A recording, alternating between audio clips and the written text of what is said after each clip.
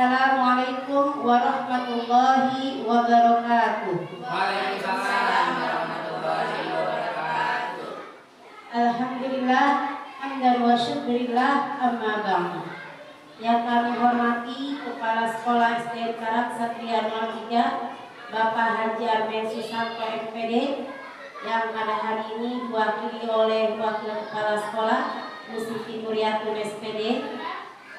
Yang kami hormati Dewan Guru SD Karak Satria 03, dan yang kami banggakan calon guru penggerak, yaitu Bapak Kauki Rapsanjani SPD dan Budiani Yuliningsi SPD. Semoga bisa menjadi inspirasi buat kita semua. Alhamdulillah, puji dan syukur kehadirat Allah. Marilah kita panjatkan kepada Allah Subhanahu wa taala. Mudah-mudahan hari ini semua kita sehat walafiat dan juga panjang umur, sehingga kita bisa berkumpul pada pagi hari ini dalam rangka diseminasi atau menyebarkan pemahaman dan penerapan pengalaman budaya positif. Salawat dan salam marilah kita curahkan kepada junjungan kita, yaitu baginda Nabi Muhammad SAW.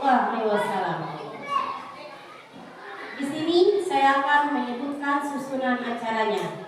Yang pertama, pembukaan. 2, sambutan dari kepala sekolah.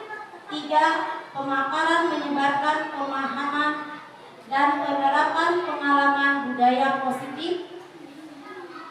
4, penutup doa. Sebelumnya, marilah kita mulai saja acara kita ini dengan pembacaan basmalah. Bismillahirrahmanirrahim. Terima kasih. Dan untuk acara selanjutnya, yaitu sambutan dari kepala sekolah yang akan diwakili oleh wakil kepala sekolah. Kepada Bu Siti Nuryatun kami persilahkan.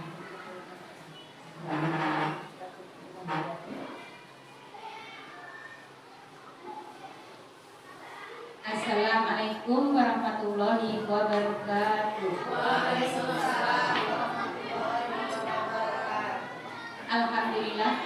Alhamdulillahirabbil alamin. Wassalatu wassalamu ala asrofil anbiya'i wal mursalin wa ala alihi wa sahbihi ajmain. Amma ba'du. Yang terhormat Bapak Kepala Sekolah SD Negeri Karak Satria 03 Bapak Armain Susanto, yang pada saat ini tidak bisa hadir di hadapan kita semua, sehingga saya mewakilinya.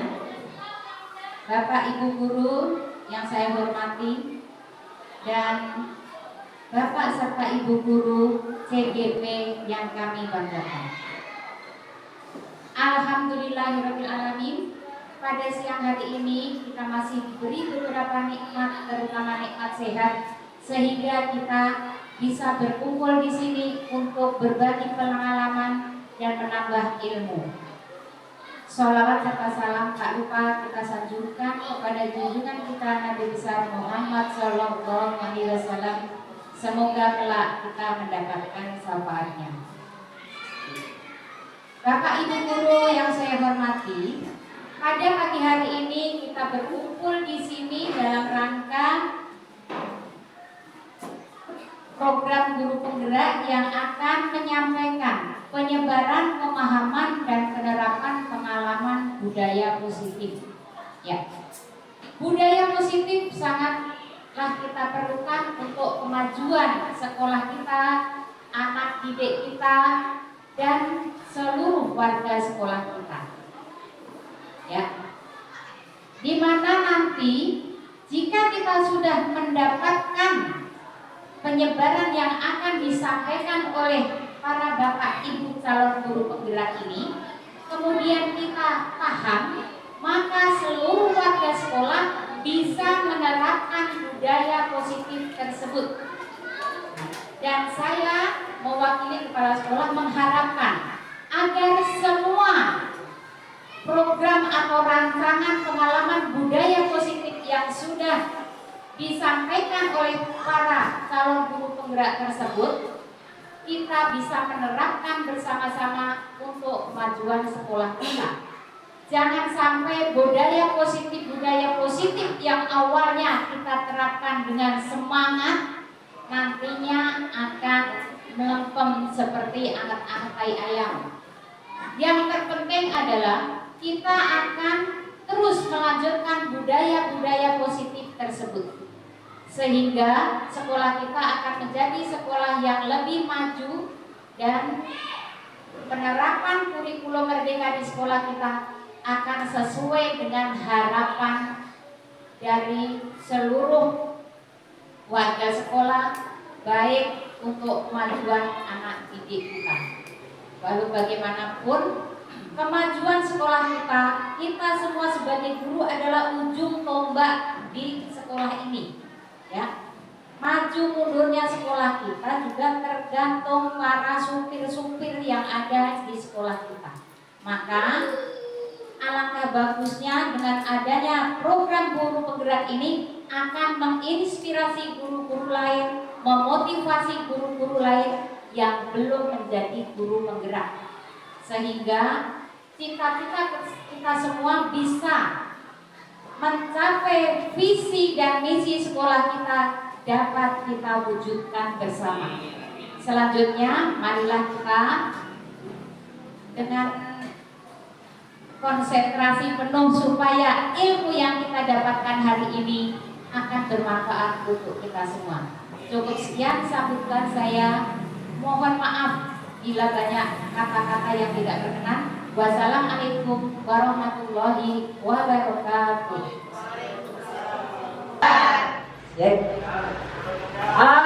Hari ini izinkan saya memberikan pemaparan sesuai dengan apa yang sudah saya pelajari dan saya terima dalam program pendidikan guru penggerak angkatan ke-9, yaitu diseminasi budaya positif di lingkungan sekolah kita tentunya ya Ibu ya. Nah ini gimana kalau kita ice breaking dulu? Oke. Nah ini saya minta tolong berpasangan. Maksudnya ya ibu sama ibu. Nanti nggak apa-apa. Ayo silakan berdiri ibu-ibu yuk. Ayo kita segera memang waktunya terbatas. Kita melakukan ice breaking yaitu dengan berpasangan. Caranya seperti ini. Tangan kanan ya udah berpasangan berhadapan-hadapan ya ya ya berpasangan bukan tepuk tangan ini ya nanti itu jadi gini tangan kanan jari telunjuk di berdiri, tangan kiri dibuka. Tangan kanan jari telunjuk, tangan kiri ibu silakan menumpang di tangan jari kanan temannya. Iya. Nah, posisikan yang sebelah kiri ini buaya dan harimau. Nah, jadi iya. Hati-hati ya, nanti pada saat saya mengucapkan kata harimau memakan jarinya. Nah, ingat buaya boleh lompat. Ya, buaya yang berdiri. Harimau yang boleh pada saat saya. Nah, posisikan ibu mana? Buaya, Bu Reni misalnya buaya. Ya, pada saat saya bilang buaya yang naplok, yang gigit jari. Ya, buayanya yang menggigit jari. Ya, pada saat saya mengucapkan harimau yang gigit jari. Ya, ya, enggak. Iya, satu buaya, satu harimau. Tapi posisikan ya. Iya. Tapi kan jadi buaya itu makan juga. Nah, harimau makan juga. Posisikan ibu buaya atau harimau. Posisikan. Misalnya Mureli sebelah kiri ya. Kesepakatan ya. Sebelah kiri harimau. Saya udah buaya darat atau buaya Ya. darat? Iya, inilah buaya yang tiga. Ya, sudah siap ibu-ibu? Nah, karena hari ini adalah hari Sumpah Pemuda, saya akan bercerita tentang pemuda idaman. Ya, siap. Pada suatu hari ada dua orang pemuda sedang berjalan-jalan di hutan. Kedua pemuda itu bertemu dengan harimau.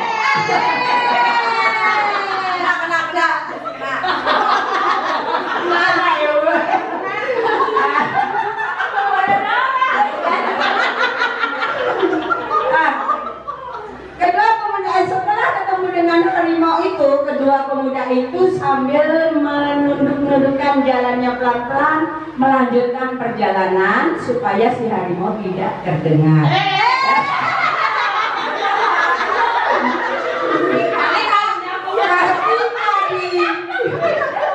Ketika di tengah hutan, dia melihat seekor buaya.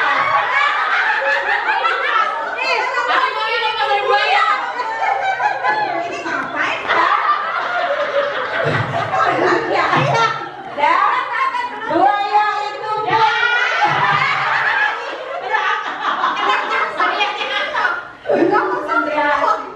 langsung mendengar langkah-langkah para pemuda itu, dan ternyata dari belakang disusul sang harimau.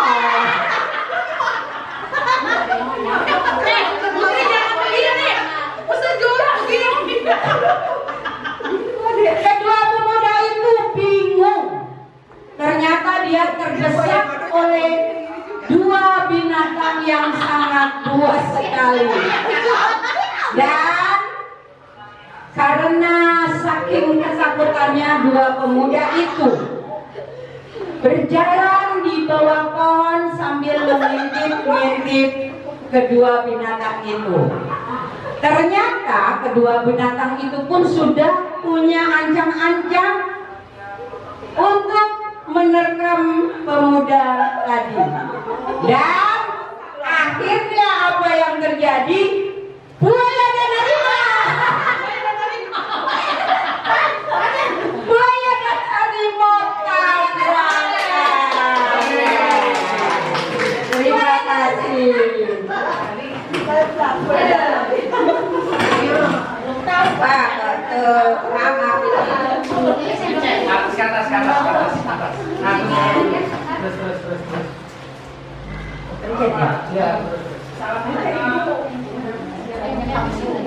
Ya, oke. Alhamdulillah tadi sekilas briefing kita ya. Baik Ibu, Bapak, sekarang kita masuk ke materi, yaitu apa itu budaya positif. Budaya positif, tentunya dari kata ini kita sudah bisa menyimpulkan budaya itu kebiasaan, positif itu baik ya Bu ya. Jadi perwujudan nilai-nilai atau keyakinan universal yang diterapkan di sebuah lingkungan. Di sini kenapa mengacu pada perwujudan nilai? Nilai itu sebuah kebaikan. Yes. Nilai itulah yang dianggap baik dalam kebiasaan mengikuti keyakinan yang universal. Universal itu biasa, sudah terbiasa dilakukan oleh dalam lingkungan itu sendiri. Oke, lanjut. Sekarang dari budaya itu Bu, sebenarnya inti, ada konsep inti dari budaya positif itu sendiri. Ada 8 yang saya pelajari, ada 8 ya Ibu. Yang pertama adalah perubahan paradigma belajar. Yang kedua, disiplin positif. Yang ketiga, nilai-nilai kebajikan. Yang keempat, kebutuhan dasar manusia. Yang kelima, motivasi perilaku. Dan keenam, keyakinan kelas. 7, posisi kontrol. Dan yang kedelapan adalah segitiga restitusi. Nah, kita akan membahas satu persatu. Yaitu yang pertama, pembelajaran dengan paradigma baru. Dari kata paradigma baru, pembelajaran dengan menggunakan paradigma baru merupakan pembelajaran yang dirancang berdasarkan prinsip berdiferensiasi, sehingga siswa belajar sesuai dengan kebutuhannya berdasar tahap perkembangan sesuai teori psikologi modern untuk mewujudkan profil pelajar Pancasila. Nah, pastinya kita baru mendengar ya, kemudian mungkin sudah ada juga berdiferensiasi. Sebenarnya Bu, kebutuhan belajar siswa kita itu mengacu pada berdiferensiasi akhirnya ya, menurut Ki Hajar Dewantoro. Jadi pembelajaran berdiferensiasi itu apa Ibu? Barangkali ada yang tahu ya? Berbeda-beda. Nah, boleh? Nah, sedikit saya ini. Jadi berdiferensiasi itu Bu, kita belajar mengikuti apa yang menjadi minat, apa yang menjadi kemauan, apa yang menjadi kebutuhan, apa yang menjadi keinginan siswa. Jadi kita seorang guru tidak boleh memaksakan. Seandainya ada seorang anak ingin membuat begini, ayo ikuti. Hanya saja kita harus mengarahkan bagaimana caranya nih anak supaya tercapai dengan apa yang kita inginkan. Contohnya kemarin Bu, baru kemarin saya sendiri rasanya. Anak saya suruh mengerjakan pertanyaan. Ada pertanyaan saya suruh jawab. Dijawab dengan gambar. Nah, temennya rame, Bu, si ini pakai gambar. Saya otomatis kaget. Kok tumben ada anak dengan idenya sendiri? Biasanya seorang anak kan menjawab ya Bu ya. Ini tidak, dia menggambar. Kemudian saya tanya, kamu menggambar apa? Menggambar jawaban. Saya tanya lagi, coba sekarang kamu jabarkan apa yang kamu gambarkan. Ternyata Bu, luar biasa uniknya seorang anak itu berbicara dengan logikanya sendiri. Dia mampu menjelaskan dan sesuai dengan apa yang kita harapkan. Nah, itulah contoh dari berdiferensiasi seorang guru. Lanjut ya. Ya. Nah, miskonsepsi tentang teori kontrol. Jadi Bu, mungkin sudah dengar ya kata teori kontrol. Teori kontrol itu adalah di mana kita sebagai seorang guru itu ternyata punya dinilai oleh teori kontrol tadi. Bagaimana kita seorang guru mengontrol diri kita supaya menjadi apa? Ternyata kita tahu apa seperti apa. Dan selama ini ternyata ada miskonsepsi. Dan ini dijelaskan oleh Dr. William Glasser dalam penelitiannya, yaitu tentang ilusi guru mengontrol murid. Nah, ini kebiasaan guru memang ya Bu ya.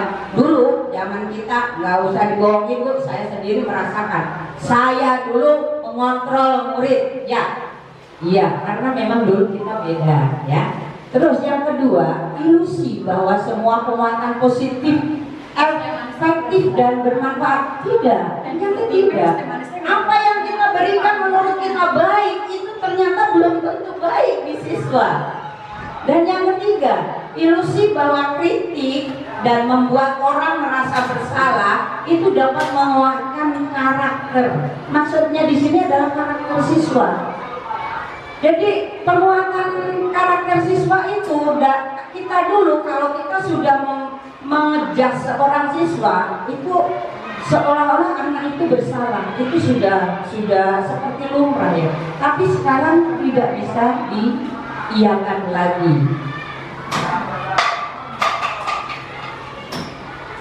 Yang selanjutnya yaitu disiplin positif. Nah, ini arti dari disiplin positif sendiri adalah salah satu cara penerapan disiplin yang bertujuan untuk menumbuhkan kesadaran serta memberdayakan peserta didik tanpa imbalan penghargaan atau reward, ancaman ataupun hukuman. Jadi Bu, penerapannya itu kita mendisiplinkan anak supaya baik itu harusnya nggak perlu dengan ancaman, nggak perlu dengan penghargaan. Nanti kamu kalau melakukan ini saya kasih ini, itu nggak perlu, dan ataupun hukuman, ya. Nah, perilakunya mencerminkan nilai-nilai kebajikan universal dan memiliki motivasi intrinsik. Maksudnya, apabila kita membudayakan disiplin positif ini, nanti akan tumbuh di seorang anak berperilaku yang mencerminkan nilai-nilai kebajikan universal tadi. Apa sih Bu nilai kebajikan universal? Nanti akan kita bahas di selanjutnya. Nah, ini nilai kebajikan. Apa saja? Tadi sudah dijelaskan. Nilai kebajikan itu apa saja? Nilai yang disepakati bersama, terlepas dari perbedaan suku, bangsa, agama, bahasa maupun latar belakang. Jadi kita tidak membedakan ini anak siapa, ini orang mana, apa dan ini, semuanya sama. Dalam nilai kebajikan ada nilai universal. Apa saja itu? Itu Bu, disiplin, tanggung jawab, rajin, sabar, kasih sayang, dan lain-lain. Jadi kata-kata yang sebenarnya sudah biasa kita terapkan itu Bu, ternyata merupakan disiplin nilai kebajikan untuk membudayakan disiplin positif tadi. Kebutuhan dasar manusia. Tadi sudah nilai kebajikan. Dan setelah mendapatkan nilai kebajikan, kita harus melihat lagi apa kebutuhan dasar manusia. Kebutuhan dasar manusia adalah segala sesuatu yang dilakukan untuk mendapatkan apa yang diinginkan. Tentunya ya Bu, 5 dasar kebutuhan manusia itu sendiri. Yang pertama, bertahan hidup. Bu, contoh bertahan hidup kira-kira apa ya Bu? Makan. Nah, itu sudah jamak ya, udah biasa. Terus yang kedua, kasih sayang dan rasa diterima. Ya, pasti seorang anak itu pasti sangat membutuhkan kasih sayang dan rasa diterima. Rasa diterima itu apa? Walaupun dari mana asalnya, dia diterima dalam lingkungan itu, tidak membedakan. Yang ketiga, penguasaan. Yang keempat, kebebasan. Dan yang kelima, kesenangan. Jadi ini kebutuhan dasar manusia. Nah, motivasi perilaku. Untuk menghindari hal-hal yang tadi kita ini sudah ada budaya positif. Bu, kenapa tadi ada nilai kebajikan, ada perilaku kebutuhan manusia? Ternyata seorang anak melakukan sesuatu entah sadar entah tidak sadar, kita sendiri pun, bukan seorang anak aja, kita sendiri pun mempunyai motivasi pasti Bu.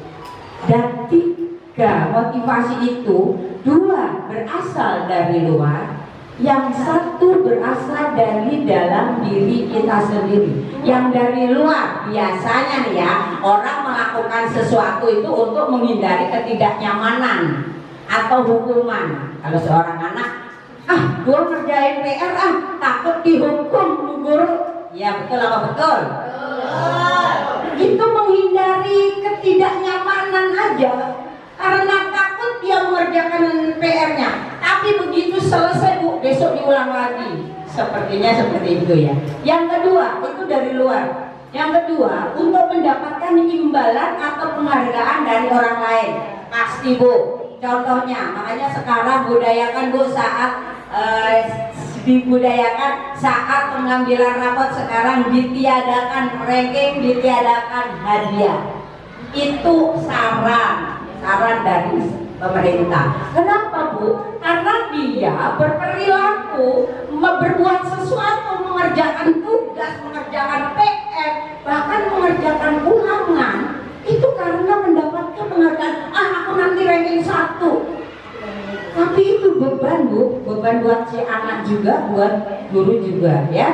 Nah itu yang dari luar, yang dari dalam. Nah ini yang kita tanamkan nantinya ke anak ya. Mudah-mudahan bisa semua untuk menjadi orang yang seperti mereka inginkan dan menghargai diri sendiri dengan nilai-nilai yang mereka percaya pastinya. Contohnya PR tadi ya Bu. Orang tua, guru gak perlu ngancem, gak perlu ngasih reward, gak perlu ngasih penghargaan. Dia dengan sadar dengan sendirinya mengerjakan PR karena tanggung jawab. Itu yang wajib kita terapkan. Bagaimana Bu caranya kita menerapkan supaya anak itu mengerjakan PR tanpa ditekan dengan tanpa hukuman? Nanti ada saatnya. Lanjut ya. Nah ini sifat-sifat dari tadi. Hukuman. Nah, tadi ya hukuman ya. Itu mempunyai sifat yang tidak terencana. Ya biasanya hukuman itu misalnya anak buang sampah kan nggak sengaja, kita nggak rencana ya, pungut, kalau nggak bersihin. Nah itu hukuman. Jadi tidak terencana. Yang kedua, murid tidak tahu apa yang akan terjadi. Pasti dari rumah dia menyiapkan PR, takut aku nanti dihukum apa ya. Tuh seorang murid, kita pun sama ya Bu ya. Tuh aku nanti diomelin nggak ya? Pasti. Yang ketiga, bersifat satu arah. Maksudnya Bu, satu arah itu hanya kita yang punya, hanya kita yang kuasa. Seorang pemimpin yang kuasa menghukum, ya kan? Seorang anak tidak berkuasa apa-apa, kalau sudah diberikan hukuman pasti dikerjakan. Yang keempat, berupa hukuman fisik. Astagfirullahaladzim, jangan ya Bu ya. Jadi guru jangan suka menghukum. Insya Allah jangan. Insya Allah guru 03 semuanya baik-baik. Jangan pernah menghukum fisik, bahkan jongkok aja jangan. Karena Bu, itu selain membuat trauma seorang anak, itu tidak akan mempengaruhi apa yang ibu harapkan ya. Yang kedua, konsekuensi. Konsekuensi itu artinya apa yang sudah kita lakukan itu pasti akan mendapatkan sesuatu ya. Nah sifatnya apa? Terencana atau disepakati sesuai peraturan. Seperti apa? Contohnya nih ya. Ayo anak-anak, gimana kalau misalnya ada yang tidak mengerjakan PR? Dihukum Bu, disuruh ini Bu, itu kesepakatan. Oke, deal. Itu kesepakatan, biasanya konsekuensi. Dan nanti pada saat terjadi pasti mendapatkan konsekuensi. Yang kedua, murid tetap dibuat tidak nyaman, pasti. Yang ketiga, sikap guru selalu memonitor murid, ya dong, ya pasti itu.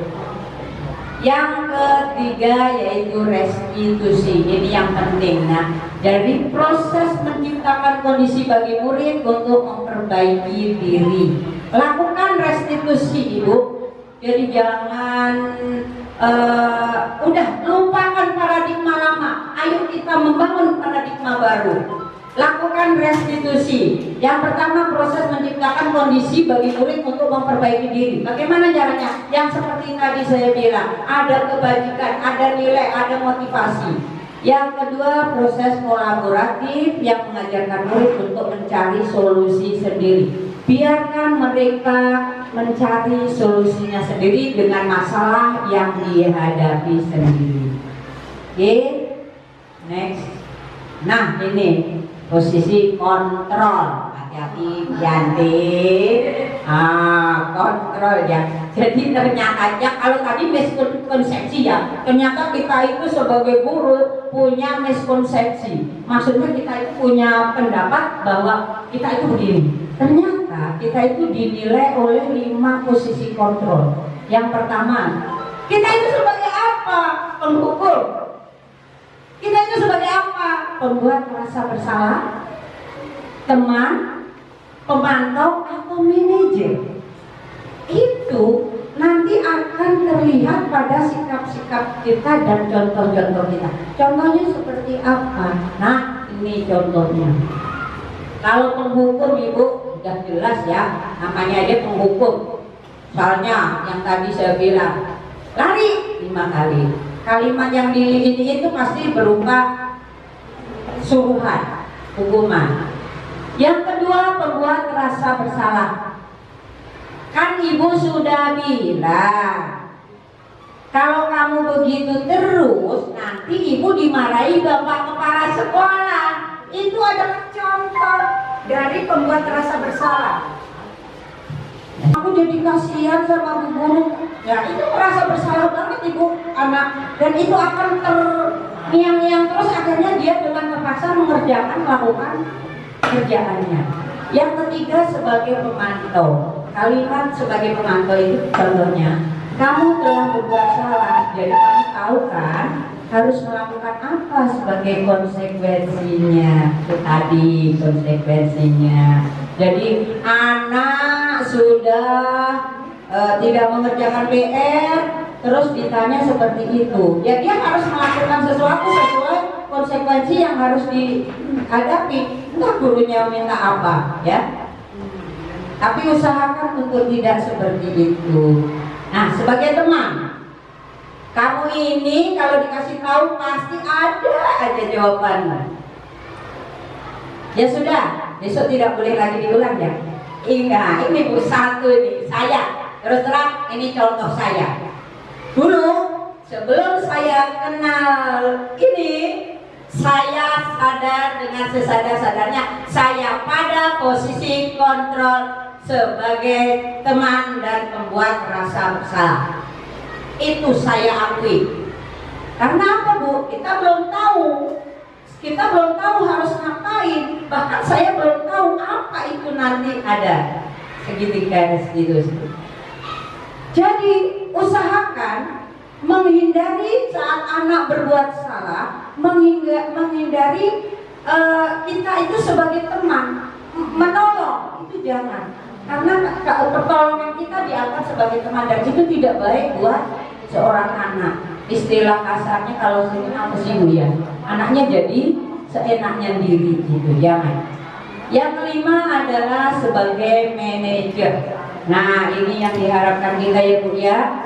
Posisikan diri kita sebagai manajer. Manajer apa bu? Ya tentunya manajer sebagai manajer kelas. Di dalam kelas itu kita sebagai manajer harus membuat seorang anak itu nyaman. Contohnya kalimatnya, tahukah kamu apa kesalahan kamu? Menurut kamu apa yang harus kamu lakukan selanjutnya? Nah, jadi kita seorang anak berantem. Contoh Pak, kemarin ada yang berantem kelas lain ibu ya. Kebetulan ada saya, dan itu saya berusaha untuk menyelesaikan karena orang tuanya ikut-ikutan marah. Orang tuanya ikut-ikutan marah. Bu, anak saya nggak salah. Saya ambil. Sebenarnya bukan murid saya, tapi saya ajak berdua, saya selesaikan di situ.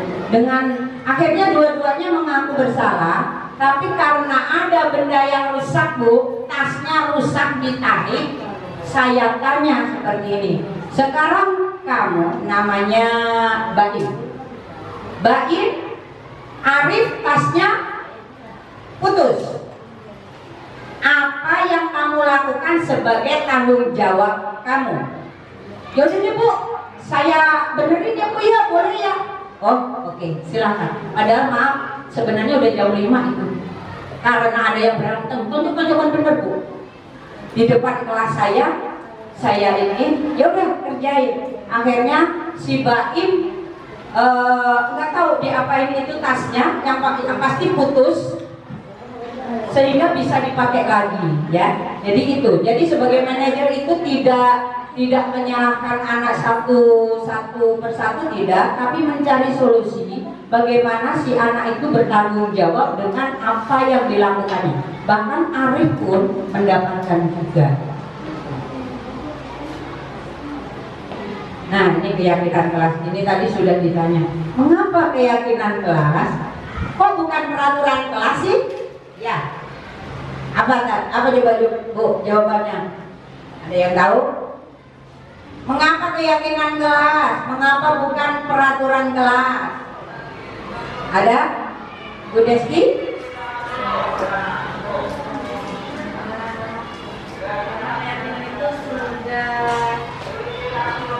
Karena kalau peraturan itu masih terpaksa sifatnya. Kalau keyakinan itu jadi siswa melaksanakan itu udah mendalam dan ini udah dia melakukan itu ya secara refleks gitu, bukan karena paksaan lagi seperti aturan. Ya, tepuk tangan buat Bu Desti. Ya, bagus sekali ya. Jadi peraturan kelas memang berbeda dengan keyakinan kelas. Nah, kalau kata Bu Desti, peraturan kelas itu karena sifatnya terpaksa dia lakukan. Dia melakukannya dengan terpaksa. Sedangkan keyakinan kelas, dia melakukannya dari hati yang paling dalam. Betul sekali. Karena apa? Pembentukan keyakinan kelas itu mempunyai bermacam-macam keadaan. Yang pertama bersifat abstrak, universal. Yang tadi ya Bu, tanggung jawab, kasih sayang, disiplin, itu pernyataan pernyataan universal. Yang ketiga dibuat dalam pernyataan positif. Kita sudah pernah ya, di tahun kemarin kita sudah membuat kesepakatan kelas dan diarahkan untuk tidak menggunakan kalimat negatif. Gunakan kata positif. Kalimat negatif itu jangan sampai ada dilarang. Misalnya, dilarang membuang sampah. Jangan, sudah dihilangkan. Gunakan kalimat positif, kata positif. Ya, bagaimana? Misalnya, tidak boleh membuang sampah sembarangan. Jagalah kebersihan kelas. Jadi kita mengajak supaya anak-anak itu berbuat sesuatu, tapi tidak melarang, ya. Yang keempat, sedikit aja agar mudah diingat. Seorang anak Bu, kalau kita kasih peraturan sebredek panjang lebar, agak nangkep, yang ada malah bingung. Coba ibu bilang, rambutnya besok rapi, anak sudah paham. Jadi nggak perlu kalimat kalau tidak rapi ini nggak perlu. Maksudnya singkat pada tepat. Yang kelima, sesuai dengan kondisi kelas. Ya, keyakinan kelas jangan sampai meninggalkan aturan-aturan atau keadaan siswa. Memang Bu, kemarin saya juga membuat seperti itu. Anak-anak saya suruh, saya berikan sticky note. Itu saya suruh tulis, saya tempel di papan tulis. Akhirnya muncul keyakinan itu. Mereka, saya mau kelas saya bersih. Saya pengen ibu guru tersenyum. Saya gituin.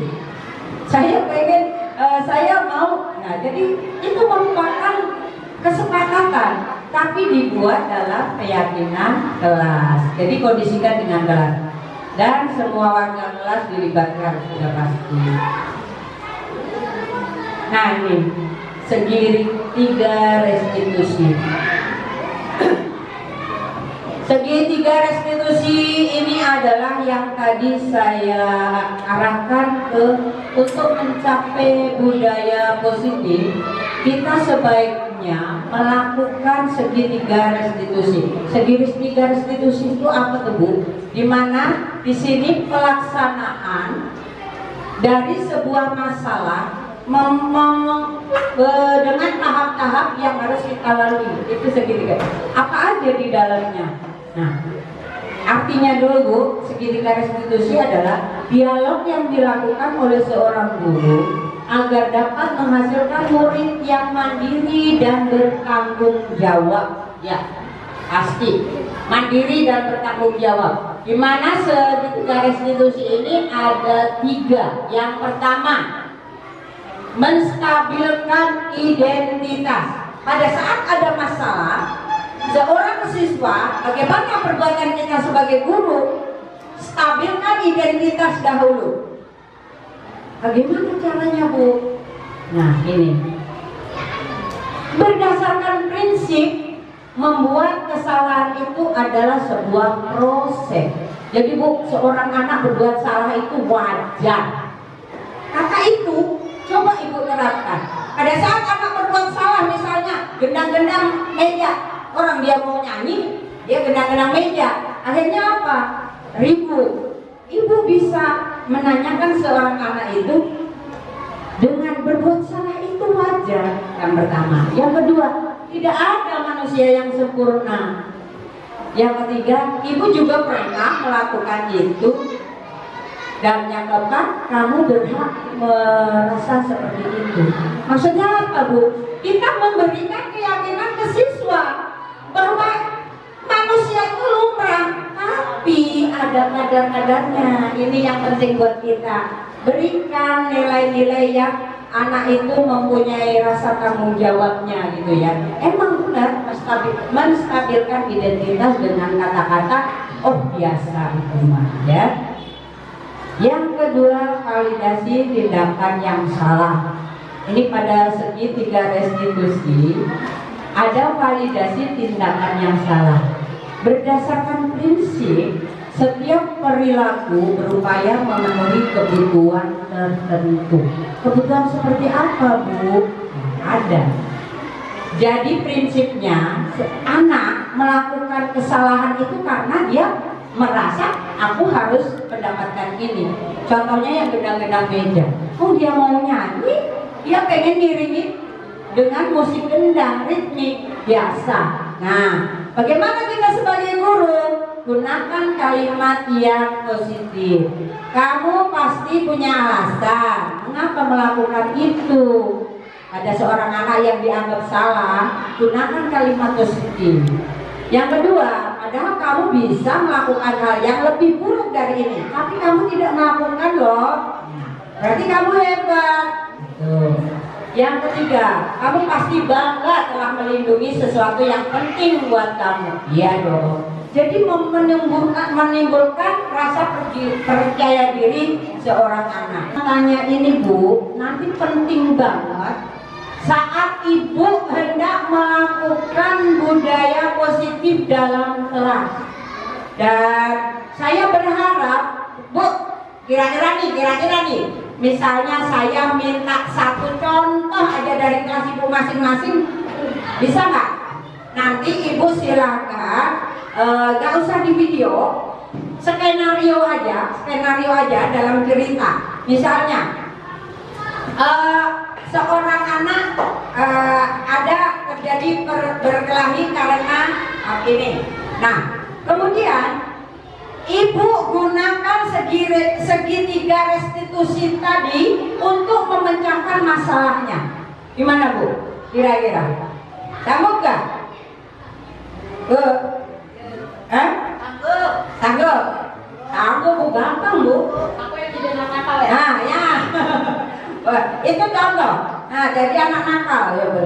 Enggak, saya minta Bu Ade barangkali nanti di kelasnya saya minta tolong ya Bu Iya, tolong kirimkan satu contoh aja sebagai saya untuk meng-up juga contoh dari kelas lain, segitiga restitusi yang diterapkan oleh guru lain selain saya. Ya. Ya Bu Yanti ya. Oke ya. Siap. Oke, lanjut aja. Nah, ini contoh saya kemarin. Bu, ini kejadian asli orang tuanya datang ke kelas saya. Gimana gede? Oh iya.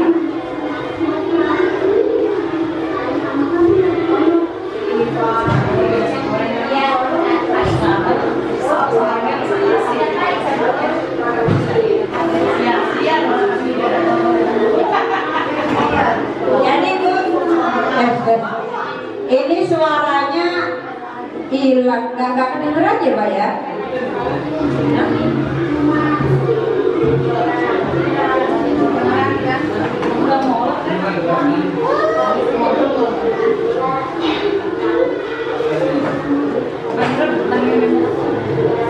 Cepetinnya gimana? Langsung kita set aja. Oh iya, jadi gini, itu logiknya kebetulan ini. Jadi ini Bu, saya benar-benar nyata asli saat itu terjadi.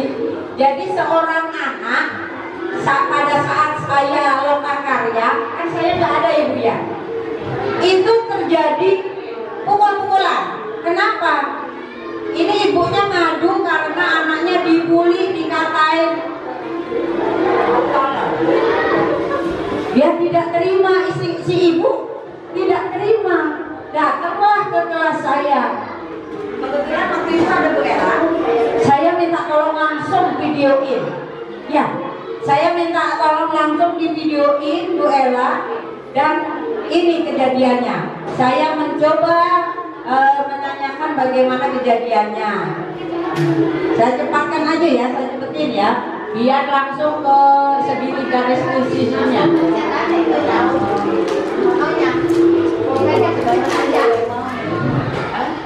Oh ini, salah ibu ya. Dan dari awal lagi ya. Bentar. Salah lagi. Penyelesaian anaknya, saya mau ngambil video yang menyelesaikan siswanya. Waduh, nggak upload ya, nggak upload. Ini kebetulan ya udah langsung aja ibu ya, pokoknya intinya begitu. Nah, demikian tadi Bu, segitiga restitusi yang saya terapkan untuk membudayakan budaya positif yang ada di kelas. Kesimpulannya Bu, untuk membangun sebuah budaya positif, sebaiknya lakukan perubahan dengan memecahkan masalah menggunakan segitiga restitusi. Jadi tadi ya Bu ya, saya sudah jelaskan ya dari awal ya. Sehingga gini Bu, saya masih ingat andainya kita menggunakan segitiga restitusi itu, insya Allah nggak akan terjadi laporan. Karena memang benar-benar di segitiga restitusi itu bukan berarti melindungi guru, bukan. Tapi kita diajak untuk memecahkan masalah tanpa menimbulkan masalah. Itu segitiga. Ya, jadi begitu aja Ibu. Demikian pemaparan saya. Semangat buat yang sudah daftar guru penggerak, mudah-mudahan diterima. Bergerak dan menggerakkan. Assalamualaikum warahmatullahi wabarakatuh. Kemudian ya, telah diseminasikan tentang budaya positif yang merupakan ilmu yang didapat dalam perjalanan guru penggerak. Dan saya menitik beratkan pada segitiga restitusi. Mohon yang menjadi tim bullying lebih memperdalam lagi materi ini, karena ini merupakan trik dalam menyelesaikan masalah yang terjadi pada anak di sekolah kita. Jadi mohon lebih diperdalam lagi kepada tim bullying. Silakan kepada guru penggerak yang sudah ada, baik saya, Bu Ade, ataupun kepada calon guru penggerak baik Auki maupun Budia, minta sharing yang lebih mendalam lagi, terutama untuk tim bullying yang sudah ditunjuk oleh pihak sekolah. Karena ini sangat berguna dalam menyelesaikan permasalahan. Karena yang namanya permasalahan pada setiap hari itu pasti selalu ada anak-anak kita, baik di kelas maupun di sekolah dalam cakupan luasnya. Nah, di sini segitiga restitusi ini memang merupakan budaya positif yang sangat-sangat penting untuk dilaksanakan, untuk diterapkan dalam budaya sekolah kita, ya. Yang mana notabene setiap masalah itu pasti akan selalu ada dan pasti ada. Yang mana bukannya kita yang namanya anak. Kenapa anak itu selalu aja ada masalah? Karena tadi sudah disampaikan sama Budia maupun Pak Uki, karena dia salah satu dari 5 kebutuhan dasarnya itu tidak terpenuhi. Makanya anak itu ada yang ingin cari perhatian, ya karena mereka perlu kasih sayang. Nah itu, cara kayak Nancy, Nara itu karena apa? Ada kasih sayang. Misalnya pengen nih, dari gurunya itu pengen kasih sayang. Ada satu kebutuhan dari dia yang ingin dia terpenuhi, yang nggak didapat di rumah, yang ingin didapatnya dari bu gurunya, wayahnya.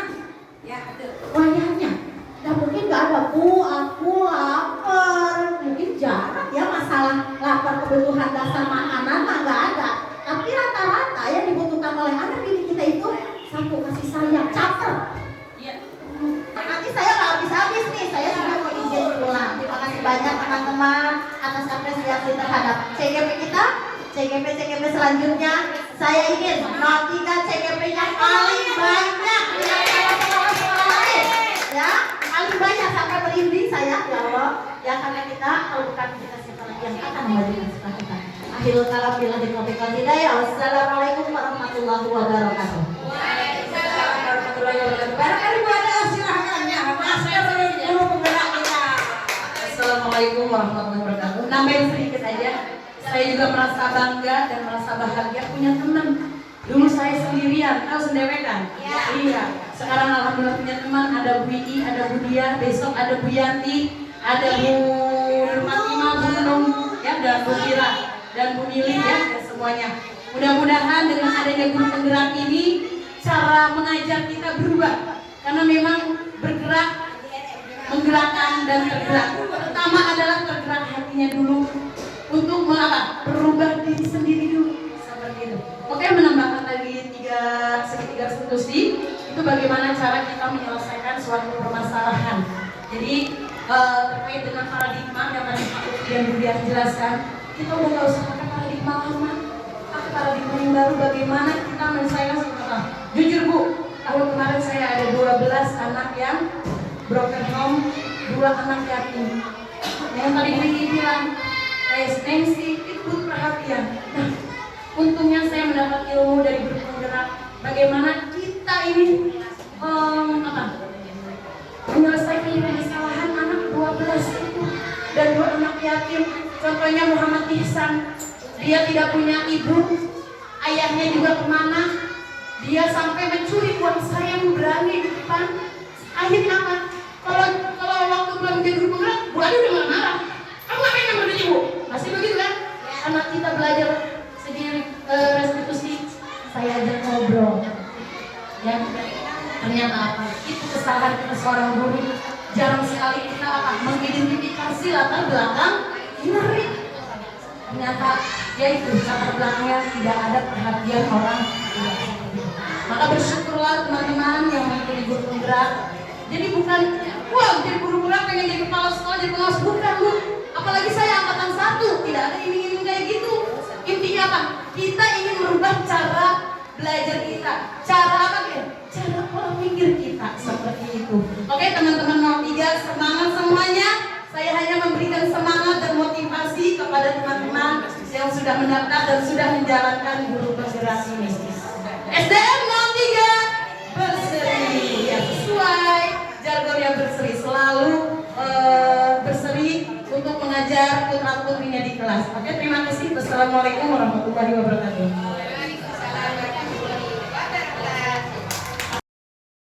Pemaparan menyebarkan pemahaman dan penerapan pengalaman budaya positif atau diseminasi. Dan marilah kita meningkat pada acara selanjutnya, yaitu penutup doa yang insya Allah akan dipimpin oleh Pak Indra Rakasini SPD. Kepadanya kami persilahkan. Sebelumnya, saya sebagai pembawa acara mohon dibukakan pintu maaf yang seluas-luasnya apabila susunan katanya kurang tersusun. Saya akhiri, wabillahi taufiq wal hidayah. Wassalamualaikum warahmatullahi wabarakatuh.